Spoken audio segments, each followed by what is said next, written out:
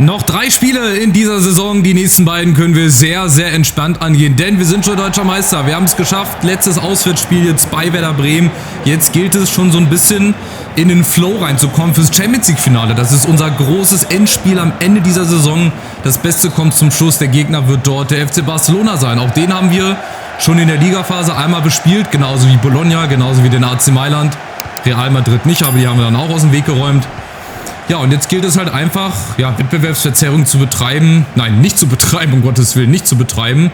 Wobei, für uns geht es um nichts mehr. Bremen kann auch nicht mehr absteigen. Die können auch nicht mehr, ja, irgendwie oben rein ins internationale Geschäft. Von daher, wie gesagt, die nächsten beiden Bundesligaspiele wirklich ein bisschen entspannter. Ich weiß nicht im letzten Spiel, gegen wen es da geht.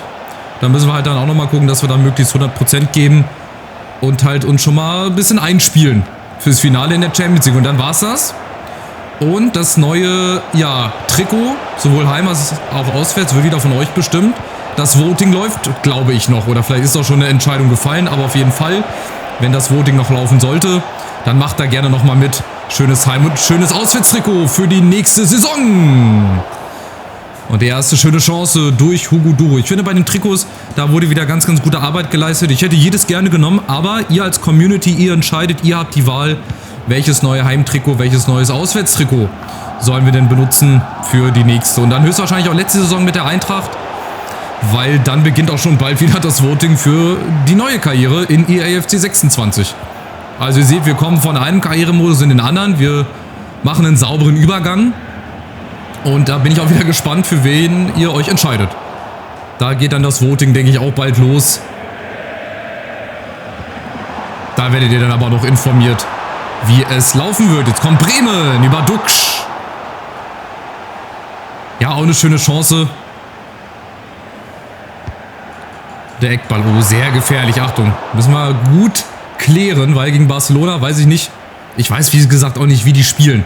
Oh, Adingra, wer will nochmal, wer hat ihn nicht? Wie die spielen im Finale. Also im Ligaspiel waren die wirklich, ja, ein sehr ebenbürtiger Gegner. Schon komisch, dass ich das aus Frankfurt Sicht mal so sage, aber die waren wirklich gut. Achtung, Santos. Haben aber natürlich auch hinten Lücken, so wie jede Mannschaft. Also jede Mannschaft hat hinten irgendwie eine Lücke. Und wenn wir die irgendwie gut bespielt bekommen, dann glaube ich, ist uns der zweite Titel auch, ja, sehr gegönnt. Aber wir müssen halt auch einiges dafür tun. Jetzt sind wir vorne mit Usun, Listesch. Nein, Kopmeiners ist da, aber ich wollte ihn auf Listesch spielen. Listesch spielt heute unter anderem für Fofana. Brandweight in der Innenverteidigung, Duro vorne für Ekitike. Ja, und bislang ist es halt ein Spiel, man sieht es und man merkt es, wo es halt für beide um nicht mehr viel geht. Also klar, wir sind Meister, bei uns ist die Luft raus in der Liga, in der Champions League halt nicht. Da müssen wir uns noch ein bisschen strecken für den nächsten Titel. Und Bremen ist Elfter.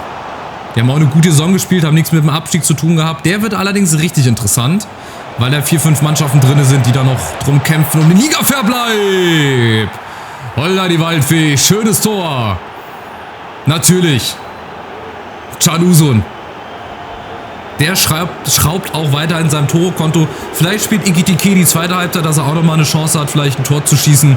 Aber die beiden, die betteln sich um die interne Torjägerkanone und vielleicht sogar um die ligaweite Torjägerkanone. Ja, sensationell auch für Usun. Es wird für so viele Spieler, glaube ich, Anfragen geben im Sommer. Ich muss echt mal gucken, was ich da mache. Wen ich behalte. Auch schon 23 Tore in 32 Spielen. Und der soll eigentlich mehr als Vorlagengeber fungieren, aber darf natürlich auch Tore schießen. So ist es nicht. Von daher super. Super, super, super, wie der sich entwickelt. Sehr, sehr guter und wichtiger Spieler. Und wir haben gleich die nächste Chance über Listesch. Da ist er, den ich eigentlich schon vorher angekündigt hatte.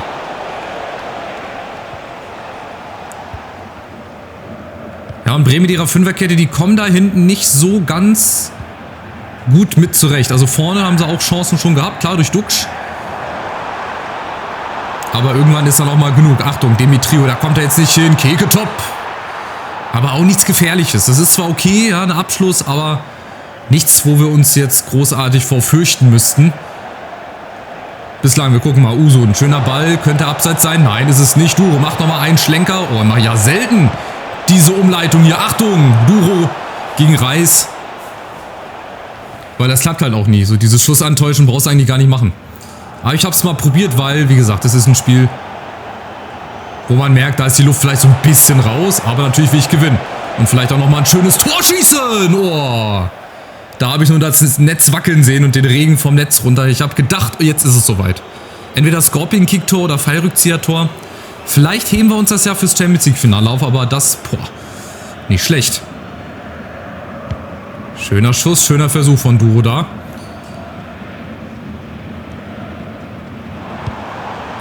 Bremer mit viel Zufall und mit Keke Torp, ja, zu weit, Gott sei Dank. Also man merkt, es ist Saisonende, Vorbereitungen auf die neue Saison laufen vielleicht schon. Ja, ich habe ja die Spieler, die ich habe beobachten lassen, auch weiterhin auf der Beobachtungsliste, auf der Wunschliste. Und jetzt gilt es halt so ein bisschen abzuwägen. Wen holst du? Wartest du noch, bis du das Transferbudget hast? Am besten ja, wieder Usun. Was für ein Kandidat, ja, eignet sich für zum Beispiel Innenverteidigung oder hast du nicht gesehen? Jetzt kommen die Bremer über Keke, Top, macht er alleine und wieder Santos. Klar, diese Lücken dürfen wir nicht so oft uns leisten. Gerade nicht im Champions League Finale, das hat auch nochmal andere Qualität bei Barcelona, vorne in der Offensive. Ja, aber so spielen wir halt auch gar nicht dann, ne? Also nicht mit diesen Spielern. Die Mannschaft wird so, glaube ich, nicht mehr zusammenspielen mit diesen Spielern. Und das ist natürlich eine ganz andere Fokussierung da, ne?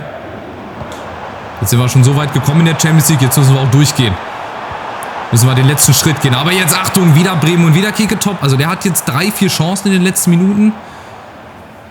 Ja, also so ganz es drauf ankommen lassen aufs Gegentor will ich jetzt auch nicht. Also ein bisschen dagegenhalten dürfen wir schon gerne. Nächste Chance.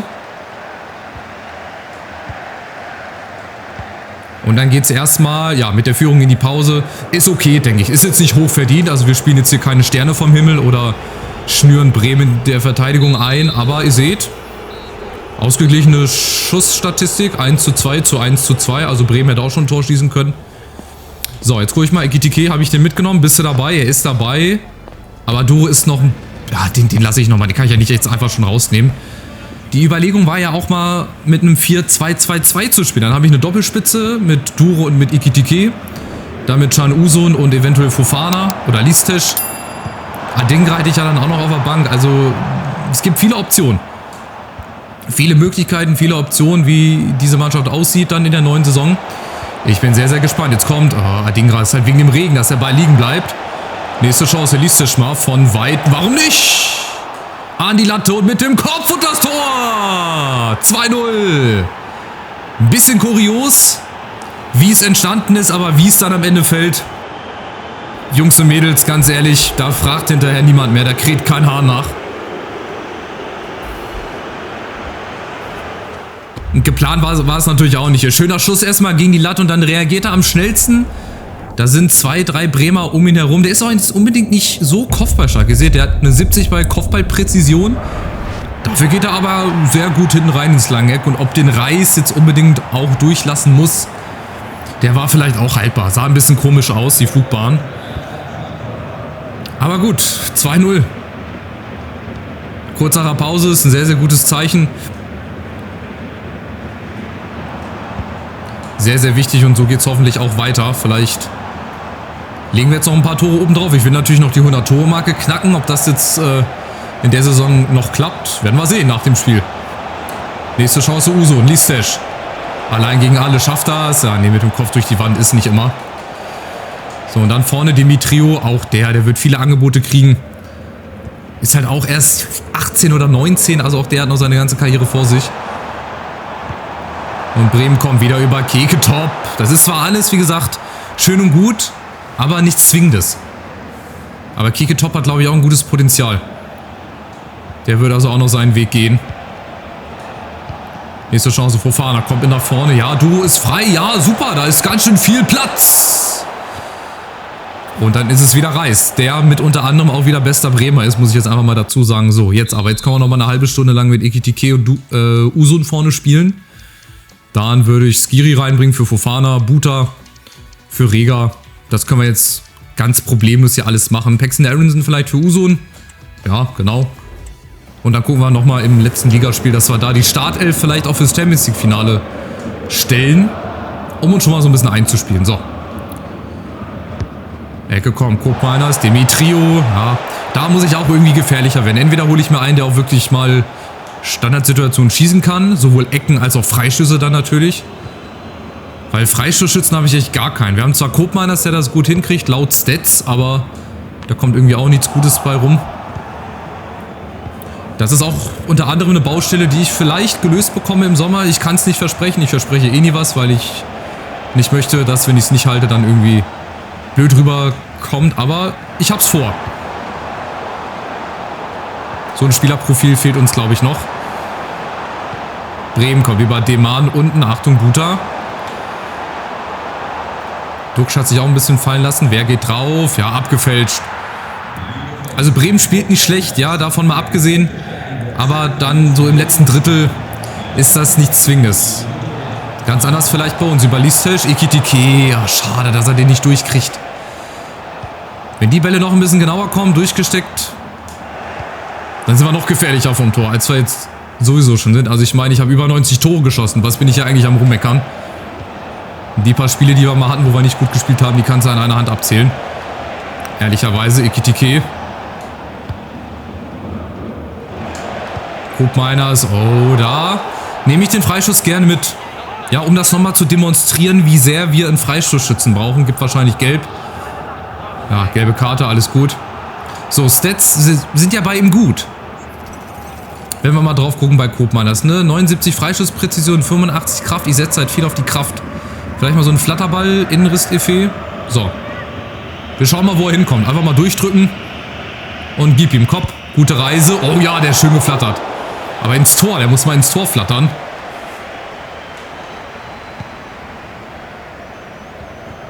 Sehr, sehr schöner Ball. Und ihr seht bei Bremen, also die sind auf dem 11. Platz schon ganz gut bedient. Spielen nicht schlecht, haben auch eine gute Offensive, gar keine Frage. Aber viel Platz lassen sie uns. Viele Lücken. Selbst mit der Fünferkette. Listisch, Koopmeiners, Skiri. Ekitike wäre vorne gewesen. Da ist er. Ekitike nochmal. Ah, dann die Ballkontrolle. Aber er kriegt hier nochmal von Aronson. Auch wieder mit ein bisschen Glück.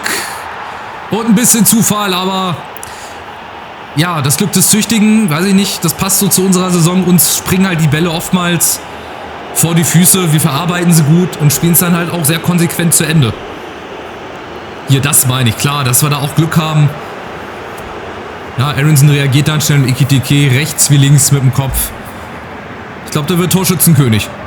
Ich kann mir nicht anders helfen, aber ich glaube, der wird Torschützenkönig der Saison. Nicht nur Meister, eventuell auch Champions League-Sieger, sondern auch mit seinem, weiß ich nicht, bestimmt schon 26, 27 Tore oder sogar noch mehr. Und wir kratzen an der 100er-Marke. Müssen wir mal nach dem Spiel gucken, wie viel uns noch fehlt. Also das ist schon so ein Ziel, da bin ich jetzt auch ein bisschen ehrgeizig. Das würde ich gerne erreichen wollen. Wenn es am Ende halt nicht klappt, dann ist es so. Nächste Chance, wieder Keke Top. Also der alleine hat schon 6, 7 Chancen gehabt. Zwar keine Hochkaräter, aber halt Abschlüsse. Und irgendwann fliegt davon halt auch mal einer rein. Vorne Aronson. Ja, das meine ich halt. Fünferkette, aber ihr seht, da sind Lücken. Oh, das war schlecht von Ekitike. Nicht gut gemacht. Also, dann haben wir das Spiel gut rumbekommen. Hört sich irgendwie an, als wäre ich froh, dass das Spiel rum ist. Nee, aber wie ich am Anfang gesagt habe, es ist durch. Für beide Mannschaften geht es um nichts mehr. Es ist mehr so ein Warmspielen, ein Einspielen fürs Barcelona-Finale. Ekitike nochmal. Nächster Freistoß. Und eventuell... Oh, das gibt Rot? Ach, das ist jetzt auch lächerlich. Komm. Amos Pieper, rote Karte. Da hätte es gelb oder eine Ermahnung auch getan. Also ich meine, da sind ja noch Verteidiger, die mich theoretisch hätten aufhalten können. Naja, also nächste Chance. Koopmeiners wieder ganz nah. Vielleicht wieder mal Innenriss. Na, gerade flach. Hier Innenriss-Effet. Außenriss-Effet, Innenriss-Effet. Ich bin sehr, sehr gespannt, wo der landet. Auch wieder, ja, mit ungefähr 3,5 Balken voll. Und dann gucken wir mal. Koopmeiners zum nächsten. Oh, der war schon mal am Aluminium. Bisschen weiter rüber und der wäre reingegangen. Nächste Chance nochmal. Paxton Aronson. Ich brauche einen Freistoßschützen, ehrlich. Der war richtig geil, der Freischuss. Davon mal abgesehen, der wäre im Winkel gelandet. Aber das Aluminium hatte leider was dagegen. Mal gucken, ob sich da irgendeiner auf dem Markt findet. Im Sommer, der natürlich auch finanziell machbar wäre, ne? Ekitike kriegt nochmal die Chance. Ein Doppelpass mit Listisch. Oh, jetzt ist wieder zu viel Barcelona hier. Zu viel Kleingespiele. Skiri, Listisch nochmal. Der hat Platz. Listisch! Ein Schmankerl zum Abschluss. 4-0. Ja, vielleicht ein Tor zu hoch, weil so viele Chancen hatten wir jetzt auch nicht. Aber wir machen sie halt. Wir sind eiskalt vom Tor. Und ja, also wie gesagt, die Abstände, das geht halt einfach nicht. Im Normalfall, wenn es jetzt für Bremen noch um was gehen würde, ich würde als Trainer ausflippen. Aber so, ja, geben wir uns die Hand, schiedlich, friedlich. 4-0 für uns.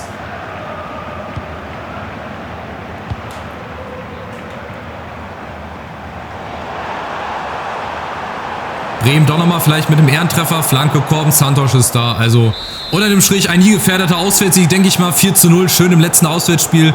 Jetzt kriegen wir das letzte Heimspiel noch rum. Ja, so wenig Fans sind, glaube ich, nicht mitgegangen oder mitgefahren. Da haben schon einige das Stadion verlassen. Auf der Haupttribüne da, die Bremer Fans, die hatten schon, glaube ich, nach dem 3-0 die Schnauze voll. Nun gut, nochmal 3 Punkte auswärts und jetzt gucken wir, dass wir auch das letzte Heimspiel noch irgendwie sauber zu Ende kriegen. Die Bayern gewinnen auch mal, Leipzig gewinnt, das kommt jetzt zwar alles zu spät, Union gewinnt, aber für den Abstiegskampf ist das, glaube ich, gar nicht schlecht. Besonders auf Preußen Münster, da gucke ich natürlich. Ach, den VfL Wolfsburg habe ich noch vergessen. Die kämpfen eventuell auch noch um die internationalen Plätze. Wir gucken einfach, weil wir können echt ins Geschehen mit eingreifen, sehr aktiv. Ich spule jetzt erstmal vor. Ja, das ist wieder die Hälfte der Truppe von uns in der Startelf oder 11 des Tages. So, letzter Spieltag, Spieltag 34. Dann ist die Saison auch schon wieder geschafft. Mein Gott, geht das immer schnell rum hier. Aber es macht auch Spaß. Oh, Wolfsburg. Letzten 4 Spiele allesamt verloren, davor nur eine Unentschieden. Wen haben die denn alles, dass die so schlecht sind? In Anführungszeichen natürlich Enisiri vorne, Kulierakis, Paredes? Nee, aber nicht der Kevin Paredes. Bernardeschi auf der Außen, Bondarenko, Maxi Arnold mit Ishikawa, der steht auch noch auf meiner Liste. Also die müssen jetzt auch nicht 4 Spiele in Folge verlieren, um ehrlich zu sein. Vor allem, weil die dann immer noch Sechster sind. Überleg mal, die hätten alles gewonnen. Die müssen nicht auf dem 6. Platz stehen. So, also es geht. Gut, nur noch um die Plätze 2 bis 4. Die spielen alle in der Champions League. Dortmund spielt in der Euroleague. Wolfsburg streitet sich mit Stuttgart und auch noch Gladbach um die Conference League. Also Wolfsburg bräuchte den Sieg, wenn der VfB gewinnt. Wie sieht denn der letzte Spieltag aus? Also, Gladbach spielt in Freiburg. Stuttgart spielt gegen Dortmund zu Hause. Wolfsburg spielt halt bei uns in Frankfurt. Also es gibt auf jeden Fall leichtere Aufgaben. Augsburg 10., Bremen 11. Wie gesagt, da war nichts mehr Gefährliches. Jetzt unten der Abstiegskampf. Also Hertha ist abgestiegen. Dann haben wir Mainz. Die spielen... Wo spielen die denn? Oder haben die schon gespielt? Ne, wo spielen die da? Die spielen gegen Hamburg. Oh, direktes Duell. Ja, also ist Münster quasi gerettet.